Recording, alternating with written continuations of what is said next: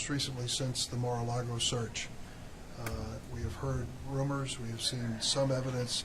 I wanted to get to the source. Let me start at the beginning. The women and men that testified today risk their lives in law enforcement every day, and today is no different. I just want to add that they gave us indications of the threats that they deal with regularly. At the top of the list was the international drug gangs. You can understand how dangerous they would be. But the next, unfortunately, was the domestic violent extremists. And unfortunately, those are on the rise. More and more people questioning government, questioning authority, and threatening their lives in the process. And we went into questions about how much this has increased. And I will just tell you, it was stunning, the number of threats that have been cataloged and indexed since the August 8th search at Mar-a-Lago. We've seen some of it at the Cincinnati FBI office and other places that is very explicit and specific, and others which are generalized and address the security of each and every federal agent. There's also a concern that more and more personal information can be vulnerable from these agents. They're very careful to protect their personal lives and families, but like members of Congress and other elected officials, they're seeing increased vulnerability on social media. This was a bipartisan briefing. We had Gary Peters from the HISGAC committee, Republicans as well as Democrats attended. My point to them at the end was, we're behind you. We appreciate what you're doing. You're keeping America safe. And the fact that it is a much more dangerous environment because of the political statements that have been made by some individuals since August 8th is alarming to me. To call these FBI agents who are risking their lives for us vicious monsters was just totally uncalled for. And it's a type of rhetoric which can aggravate the situation and excite their critics. So this is an ongoing issue. It will not be concluded with just this briefing, but we'll be monitoring as we go along. Questions? Senator, just this morning, former President Trump was saying that if he were to be indicted, that the people wouldn't stand for it. He was asked if that was a suggestion or an incitement to violence. Is it your sense that the DOJ is concerned that if they were to take any action against the former president, that such violence would materialize? That question was not asked, and I don't know the answer to it, but I can tell you my personal feelings. Inviting the mob to return to the streets is exactly what happened here January 6, 2021. This president knew what he was doing at that rally, and we saw the results. 5 people died and 149 law enforcement agents were injured. His careless and inflammatory rhetoric has its consequences.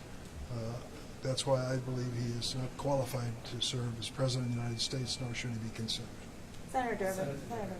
Obviously, several Republican members of the chamber that you also work in have called, for defunding the FBI, have pushed this rhetoric along. Was there any sort of was there we got to be able to hear it. Was there any sort of, was that discussed at all? Did agents talk about how members of Congress, especially Republicans, rhetoric have added to these levels of threats? The FBI and DHS were very careful in what they said, and they didn't pinpoint any politician or any party. They stayed above it. But the incidents and of social media comments and subsequent attacks and threats to their agents was connected in a generalized way, not specifying any particular political statement by any particular person. Senator, on an unrelated question here, but falls within your jurisdiction here, there have been a number of bipartisan state attorneys general who have called to classify fentanyl a weapon of mass destruction. Obviously, people are concerned about fentanyl, but is that something that should be classified on the same scale as something that Kim Jong-un or Saddam Hussein would have? Should it be classified as a weapon of mass destruction? And these are bipartisan state attorneys general that sent a letter to the president. Well, it is a danger to America, and a deadly danger, and it's getting worse. And the overdosing of fentanyl, I believe, is one of the leading causes of narcotic death in America. I don't know if we could properly characterize it as a weapon of mass destruction, but it is rampant. There's hardly a state or city that has been spared, and I would certainly never minimize the danger it causes. Senator Durbin, when it comes to the story of Sergio Mar-a-Lago, there are a lot of reports being published here that heavily rely on leaks coming from law enforcement agencies. Some of the news organizations publish them because of public interest. What do you think about the leaks? And do you think the DOJ and FBI should stop these leaks? I don't know what you're referring to. You want to be specific? There are reports that rely on anonymous sources from law enforcement to talk about Sergio Mar-a-Lago, what has been found there, and basically helps other people to speculate about what's going to happen next. I think there's been a great deal of speculation on both sides when it comes to something that could be a criminal investigation. People should take care at all levels, both sides, Democrat and Republican. Do you think DOJ and FBI should stop these? Should help try to I don't stop accept them? your premise that they are the source of the leaks unless you have proof to show me.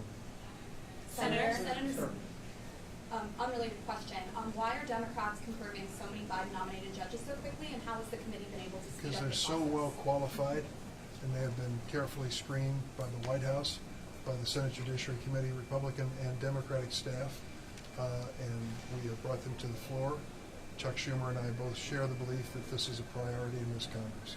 Senator Durbin. Has there been any progress in the Campbell and judicial security bill? And is there any discussion about trying to include FBI agents or other law enforcement? What a agents source in of this frustration this is.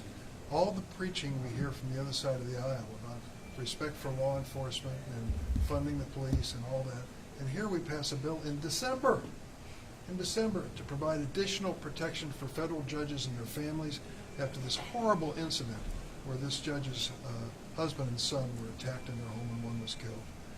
And it's being held up on the floor by Senator Paul. I say his name because he's very proud of it, I guess. 2 or 3 different times he's come to the floor and refused to release his hold on this bill.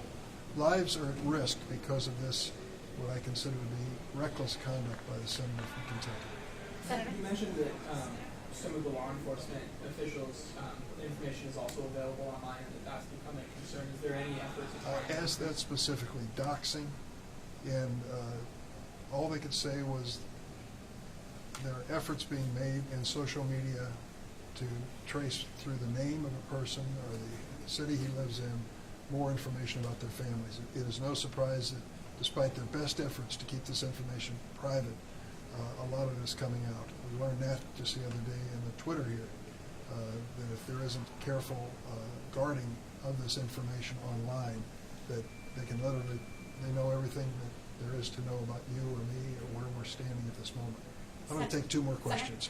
Did they give you any data points on, how many threats? Do you have a Yes, ballpark they number? And then, as just a follow-up, did they say which side of the political spectrum is it coming from? Both, overwhelmingly one side?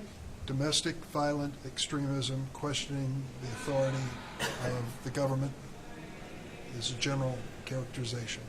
And they gave us numbers but asked us not to use the specific numbers.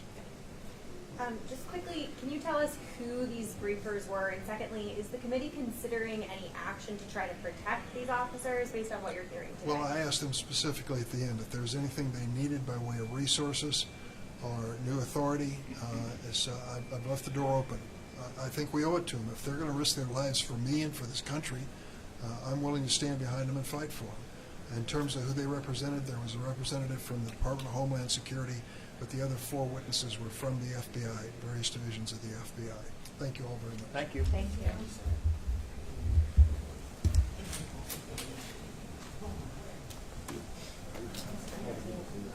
I'm so sorry. 246.